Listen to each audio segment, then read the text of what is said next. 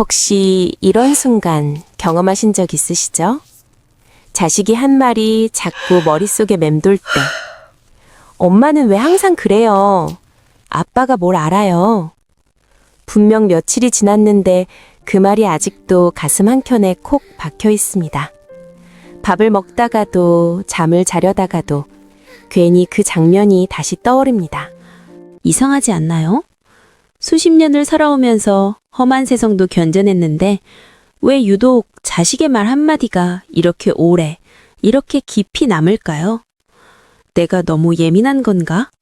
나이 먹어서 마음이 약해진 건가? 혼자 그렇게 생각하셨다면 오늘 이 영상이 반드시 필요하십니다.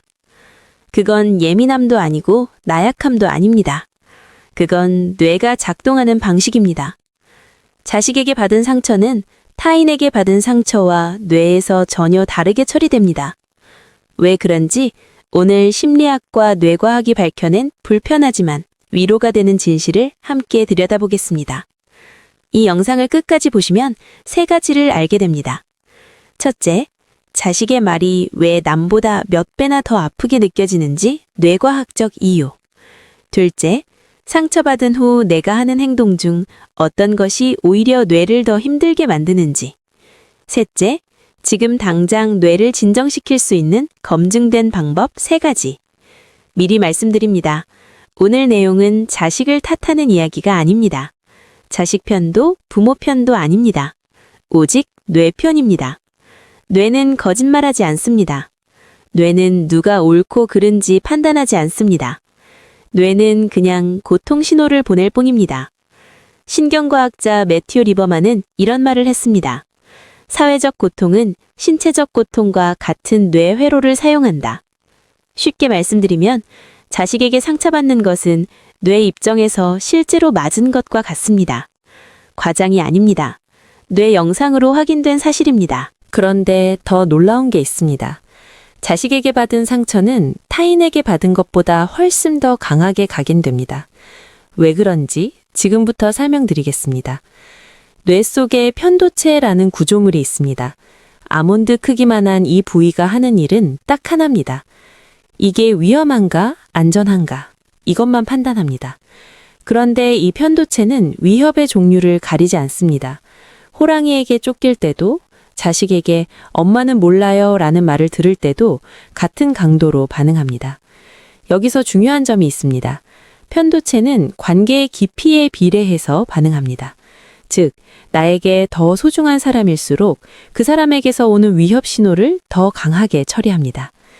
자식은 부모에게 세상에서 가장 오래, 가장 깊이 연결된 존재입니다. 그러니 자식의 말 한마디가 동료나 이웃의 말보다 훨씬 깊이 박히는 건 의지의 문제가 아니라 신경학적 필연입니다. 심리학자 존 볼비의 애착이론은 이것을 이미 1960년대에 설명했습니다. 부모와 자녀는 생물학적으로 강력한 애착 결합을 형성합니다. 그런데 이 결합은 자녀가 성인이 된 후에도 부모의 뇌 속에서는 사라지지 않습니다. 부모는 자식이 40이 되어도 뇌 속에서는 여전히 애착 대상으로 처리합니다. 그래서 자식에게 상처받으면 뇌는 2가지 신호를 동시에 받습니다. 위협이다. 편도체가 경보를 울립니다. 하지만 저 사람은 내가 가장 사랑하는 사람이다. 전전두엽이 혼란에 빠집니다. 이 두 신호의 충돌이 바로 그 말이 며칠이 지나도 머릿속을 떠나지 않는 이유입니다. 뇌가 아직 답을 못 찾은 겁니다. 상처를 받으면 많은 분들이 이렇게 하십니다. 그냥 잊어버리자, 생각하지 말자. 또는 반대로 자꾸 그 장면을 되돌아보며 내가 뭘 잘못한 걸까 생각하십니다. 2가지 모두 이해는 됩니다. 하지만 뇌과학적으로 보면 이건 오히려 상처를 더 깊게 만듭니다. 생각하지 말자는 전략, 왜 안 될까요? 하버드 심리학자 데니얼 웨그너의 유명한 실험이 있습니다. 지금부터 흰 곰을 생각하지 마세요. 결과는 어땠을까요? 실험 참가자들은 흰 곰을 더 자주 떠올렸습니다. 억압하려 할수록 뇌는 그것에 더 집중합니다. 이것을 아이러닉 프로세스 이론이라고 합니다. 억누르려는 노력이 오히려 그 생각을 강화하는 역설입니다. 반대로 자꾸 되새기는 것도 위험합니다. 심리학에서 이것을 반추라고 부릅니다. 반추는 문제를 해결하는 게 아니라 뇌의 스트레스 호르몬인 코르티솔을 계속 분비시킵니다. 실제로 반추가 습관이 된 사람은 우울증 발병률이 2배 이상 높다는 연구 결과가 있습니다. 잊으려 해도 안 되고 생각해도 안 된다면 그럼 어떻게 해야 하는 걸까요? 이름 붙이기. 감정에 라벨을 붙이세요. 신경과학자 매튜 리버먼의 연구에서 밝혀진 사실입니다. 감정을 언어로 표현하는 순간 편도체 활성화가 즉각적으로 줄어들었습니다. 뇌가 위협으로 처리하던 것을 언어 처리로 전환하는 순간 고통의 강도가 낮아집니다. 행동 지침. 상처받은 직후 종이에 딱 한 문장만 써보세요. 나는 지금 서운하다. 나는 지금 억울하다. 나는 지금 무시당한 기분이다. 구체적일수록 효과가 큽니다. 막연하게 힘들다가 아니라 정확히 어떤 감정인지 이름을 붙이는 것이 핵심입니다. 해결책 2. 자기 자신을 제3자처럼 보기. 거리두기 기법. 심리학자 이선 크로스가 개발한 기법으로 자기 거리두기라고 합니다. 자신의 상황을 친한 친구의 이야기처럼 바라보는 순간 감정적 반응이 줄고 인지적 처리가 활성화됩니다. 행동 지침. 이렇게 질문해 보세요. 내 친한 친구가 자식에게 이런 말을 들었다면 나는 뭐라고 해줄까? 그 친구에게 나는 네가 예민한 거야 라고 할까? 아니면 그건 상처받을 만한 말이야 라고 할까? 스스로에게 친구에게 하듯 말해주는 것. 이것이 뇌의 과활성화된 편도체를 진정시키는 가장 빠른 방법 중 하나입니다. 실험 사례. 크로스의 연구에서 자기 거리두기를 한 그룹은 그렇지 않은 그룹보다 부정적 감정에서 회복하는 속도가 평균 40% 빨랐습니다. 해결책 3. 신체로 먼저 내려오기. 몸이 뇌를 이깁니다. 뇌가 흥분 상태일 때 생각으로 생각을 잠재우기는 매우 어렵습니다.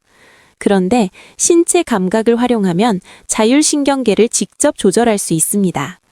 신경과학자 스티븐 포지스의 다미주 이론에 따르면 느리고 깊은 호흡은 미주신경을 자극해서 뇌의 경보 시스템을 직접 끕니다. 행동 지침. 호흡법을 해보세요. 4초 들이쉬고 7초 참고 8초 내쉽니다. 단 3회만 반복해도 편도체 활성화가 눈에 띄게 줄어드는 것이 fMRI 연구로 확인됐습니다. 생각을 멈추려 하지 마세요. 몸을 먼저 진정시키면 생각이 저절로 따라옵니다. 오늘 영상을 보시면서 혹시 이런 생각 드셨나요? 나는 왜 이렇게 자식 말에 흔들리지? 나약한 건가? 아닙니다. 자식의 말에 깊이 상처받는다는 것은 그만큼 깊이 사랑한다는 뜻입니다. 뇌는 무관심한 사람의 말에는 반응하지 않습니다. 상처받을 수 있다는 것 자체가 진심으로 연결되어 있다는 증거입니다.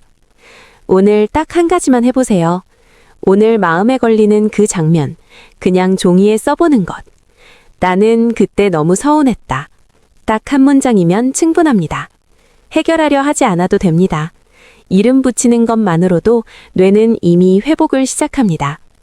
기억하십시오. 상처를 없애야 앞으로 나아갈 수 있는 게 아닙니다. 상처를 인정하는 순간 이미 앞으로 나아가고 있는 겁니다. 감정이 정리되어야 행동할 수 있는 게 아닙니다. 작은 행동 하나가 감정을 먼저 바꿉니다. 오늘도 끝까지 함께 해주셔서 진심으로 감사드립니다. 구독과 좋아요는 이 채널이 계속될 수 있는 힘이 됩니다.